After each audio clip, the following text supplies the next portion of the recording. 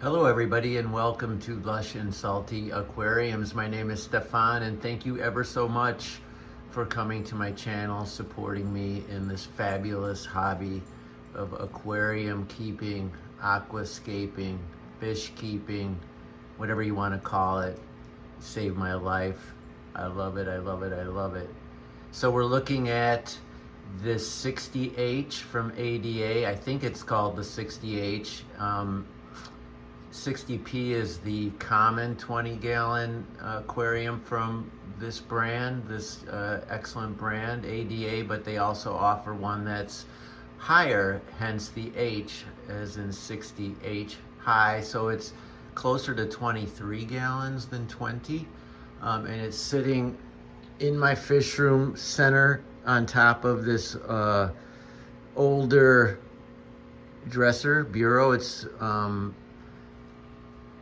a piece I had in my bedroom in California, one on either side of the bed, one on my wife's side, one on mine, and we got rid of one and I repurposed this one so I get some extra storage in here, which is always a desirable outcome for fish keepers.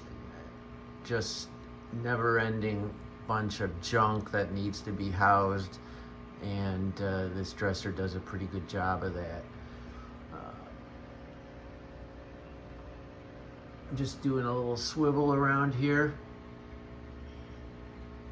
So in anticipation of setting up the gimonstrous 137 gallon in the other room, the only tank not in my fish room, I did want to give some updates that have impact on what happens in that tank, since that's my focus right now.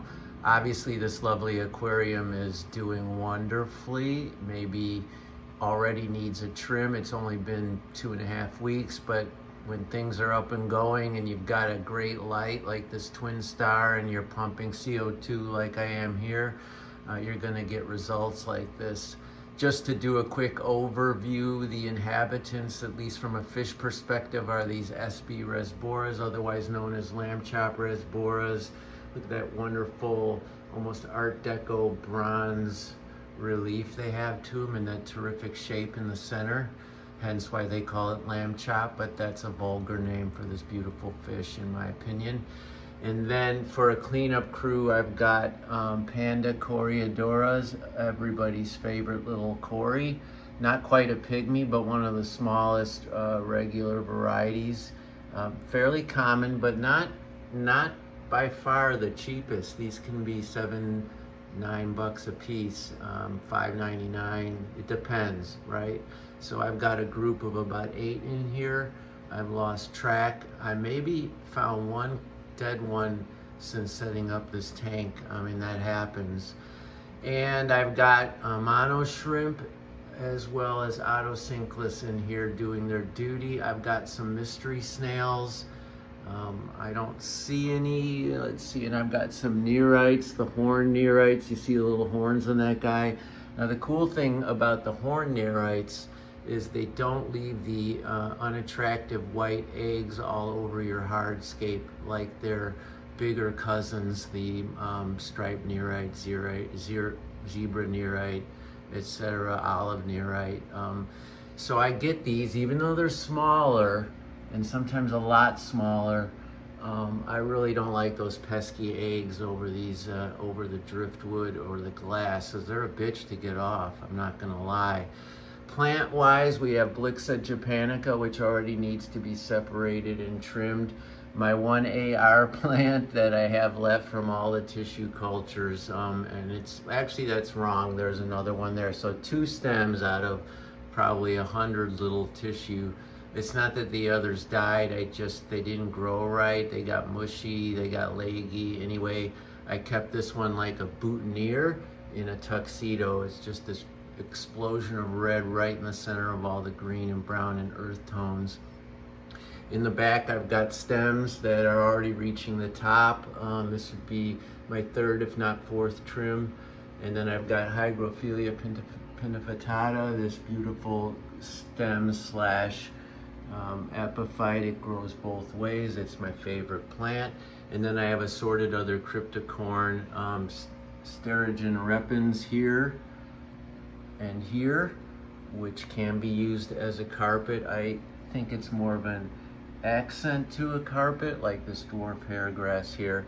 But in a tank so full, you know, the whole thing is a carpet, a shag carpet. That's what it is, a lush and shaggy carpet. Now, the thing that relates to the big tank are these stems here of, what are they called? They're not, it's not Rotala, it's Ludwigia repens, super common stem plant, no, not any less beautiful for being common. I put these stems in here from cuttings when they were about 2 inches, and now they're already like super tall. Now the reason I'm keeping them in these lovely little vases, even though I would have already trimmed and replanted them, is because I want to use these in the giant tank, and the giant tank is just not quite ready yet. I'm cleaning out all the debris from the tank, from sand and gravel, using my new sump to do that, and I just don't want to put plants in, but by the end of the week I will, and hopefully these haven't gotten too floppy and leggy by then. There's 6 fabulous stems there. I'll figure it out, right? If I have to cut them down and do it that way, fine. And so that's why those are in there even, and they're beautiful such as they are. I like having the vases in there. It's kind of fun. Everybody asks about them, so it's a focal point. These cool little containers are all over Amazon. Just search, you know, aquarium container. You just figure it out. I don't know what they're called. They're sort of a Chinese import type thing, but a lot of aquarium stores have them, or just search Amazon, and they're super fun, and they also serve a purpose when you're not sure what to do with cuttings, but you don't want to throw them out. So that's an update on this Coolio tank. If you have any questions, comments, observations, please let me know. I'd be so privileged to answer. And I can't wait to set up that other big tank with livestock, coming soon to a theater near you. But right now, not too bad an appetizer. Let's look at, there we go. I was looking for them before I signed off. There's the honey gourami.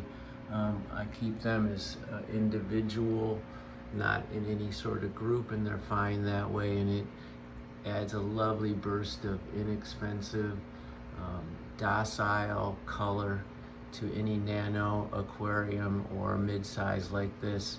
As always, everyone, keep your hands in the tank, and thank you for your support. Ciao for now.